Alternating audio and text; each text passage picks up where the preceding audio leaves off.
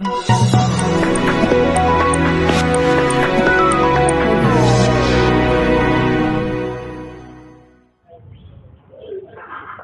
हम आए हुए हैं ये कार्यालय जिला बेसिक शिक्षा अधिकारी देवरिया के कार्यालय पर। यहाँ का आए दिन कुछ न कुछ मामला होता रहता है, लेकिन जिले के बड़े आला अधिकारी सुनते हैं, फ़ोन करने पे बात करते हैं, ये मानते भी हैं कि गलत हुआ है, लेकिन उसके बावजूद कोई कार्रवाई नहीं करती है। एक मामला ताज़ा आया है, उसमें मैंने एक वो बनाया है कि शिक्षक हैं बेहाल और बेसिक शिक्षा के अधिकारी हो रहे हैं मालामाल।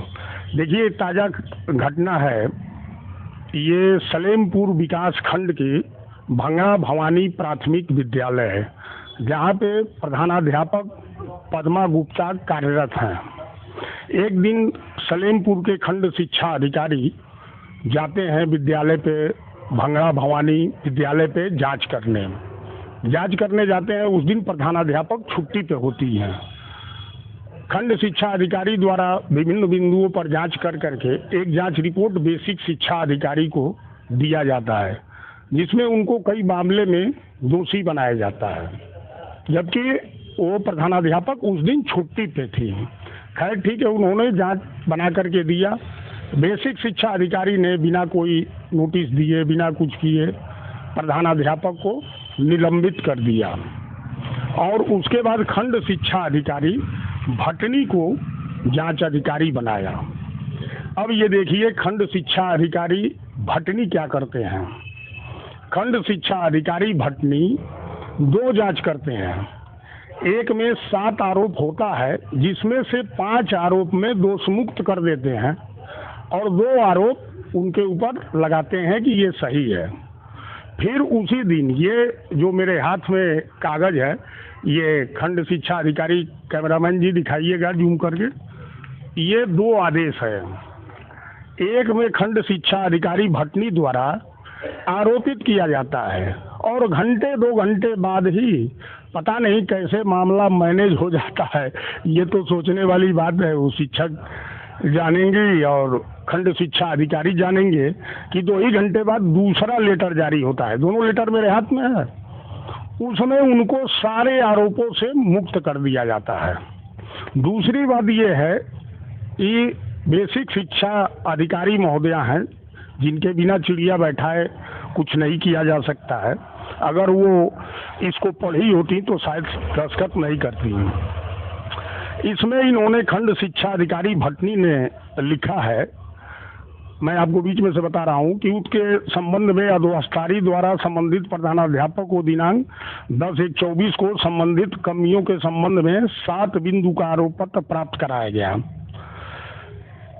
10/1/24 को आरोप पत्र प्राप्त कराया गया और संबंधित प्रधानाध्यापक द्वारा आरोप पत्र का जवाब 11/1/23 को, देखिए इसमें इन्होंने लिखा है 11/1/23 को अधोहस्ताक्षरी के कार्यालय में प्राप्त कराया, यानी कि खंड शिक्षा अधिकारी के कार्यालय में प्राप्त कराया गया। इनको 10/1/24 को मिलता है और 11/1/23 को, 1 साल पीछे जाकर के इनके कार्यालय में जमा कराती हैं। दूसरी बात एक ये है कि इन्होंने लिखा है कि 13/1/2024 को विद्यालय पर जाकर जांच किया गया। मेरे जहाँ तक संज्ञान में है कि जो सरकार द्वारा अध्यापकों को 1 महीना की छुट्टी गर्मी के महीने में दी जाती थी, उसको अब काट करके 15 दिन गर्मी में और 15 दिन जाड़े में कर दिया गया है। तो मेरा जहाँ तक अनुमान है कि 1 से 15 जनवरी तक विद्यालय बंद था और ये खंड शिक्षा अधिकारी 13 जनवरी को, 13/1/2024 को विद्यालय पर जाके करते हैं।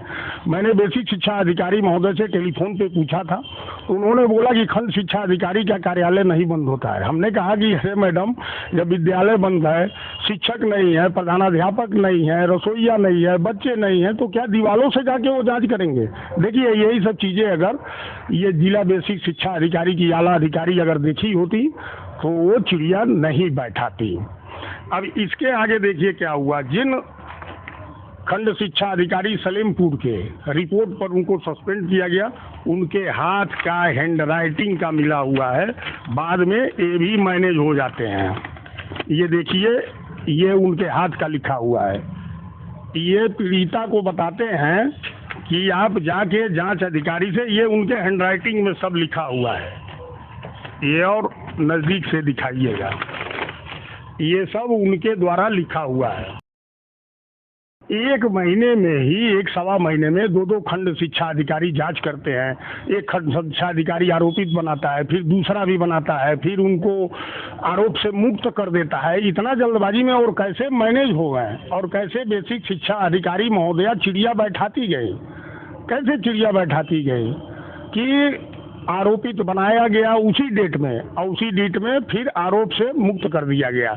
शिक्षा महानिदेशक का मेरे पास शासनादेश है जो उन्होंने अभी जनवरी में जारी किया है, जिसमें उन्होंने कहा है कि जब तक किसी शिक्षक के ऊपर गंभीर आरोप न हो और आरोप सिद्ध न हो, तब तक बेसिक शिक्षा अधिकारी उस शिक्षक का निलंबन नहीं कर सकती हैं।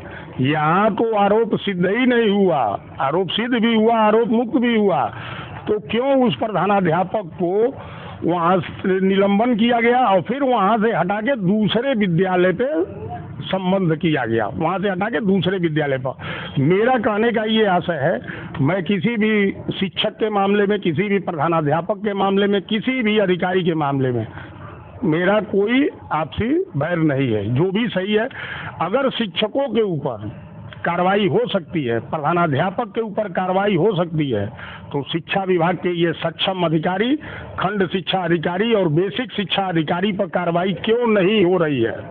मैंने 15 दिन से लगातार, कल मैं 2 बार बेसिक शिक्षा अधिकारी महोदया को फ़ोन किया, मेरा फ़ोन नहीं उठाई, इसलिए कि वो जानी कि यही पूछेंगे, उनके पास कोई जवाब नहीं था।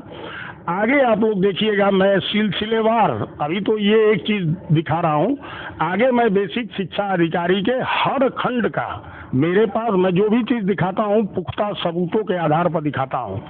आगे भी मैं आप लोगों को हर खंड का, हर ब्लॉक का, जितने भी खंड शिक्षा अधिकारी हैं उनके अधीनस्थ जितने भी विद्यालय आते हैं, मेरे पास बहुत लंबी फेरी लिस्ट है, और मैं आगे भी इसको दिखाता रहूंगा। 2 दिन बाद कैमरामैन सूरज शुक्ला के साथ मनोज श्रीवास्तव, KC न्यूज़ देवरिया।